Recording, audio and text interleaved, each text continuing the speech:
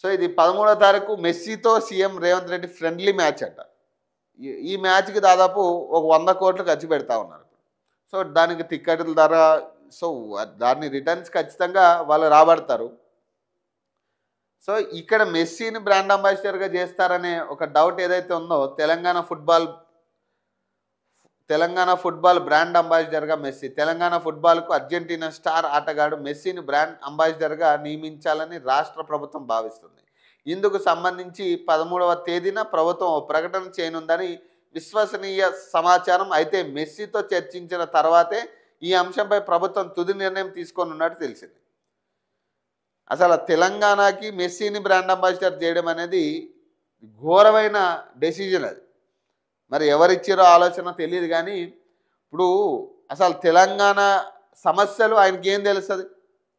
ఇక్కడ ఆటగాళ్ళు కూడా ఉన్నారు, ఇక్కడ ఫుట్బాల్ ఆటగాళ్ళు చాలామంది ఉన్నారు. ఇప్పుడు అట్లాంటి వాళ్ళని ఎంకరేజ్ చేయొచ్చు కదా. ఇప్పుడు తెలంగాణ సమస్యలు తెలియని వాడిని తీసుకొచ్చి ఈరోజు బ్రాండ్ అంబాసిడర్ చేసి ఏం చేద్దామని, మొన్నటిదాకానేమో తెలంగాణ బ్రాండ్ అంబాసిడర్ అని నడిపించారు. ఈరోజేమో తెలంగాణ ఫుట్బాల్ బ్రాండ్ అంబాసిడర్ అంటున్నారు. ఈ తెలంగాణ బ్రాండ్ అంబాసిడర్ అంటే ఎవడు ఒప్పుకుంటాడు? అసలు సంబంధం లేని వ్యక్తిని తీసుకొచ్చి బ్రాండ్ అంబాసిడర్ అంటే ఆయన పెట్టడం వల్ల, ఇప్పుడు ప్రభుత్వం చెప్పేది ఆయన పెట్టడం వల్ల ఇన్వెస్ట్మెంట్స్ వస్తాయంటే, ఇన్వెస్ట్మెంట్స్ ఏడకు వస్తాయి? ఎందుకు వస్తాయి ఇన్వెస్ట్మెంట్స్?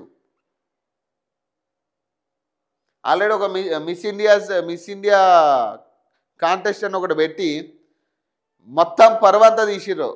ఒక మిస్ ఇండియా ఒక ఆమె వెళ్ళి కంప్లైంట్ చేయడం వల్ల మొత్తం పరువంతా పోయింది. సో ఇప్పుడు ఈయన పోయి పరువంతా తీసే పరిస్థితి ఉంటుంది.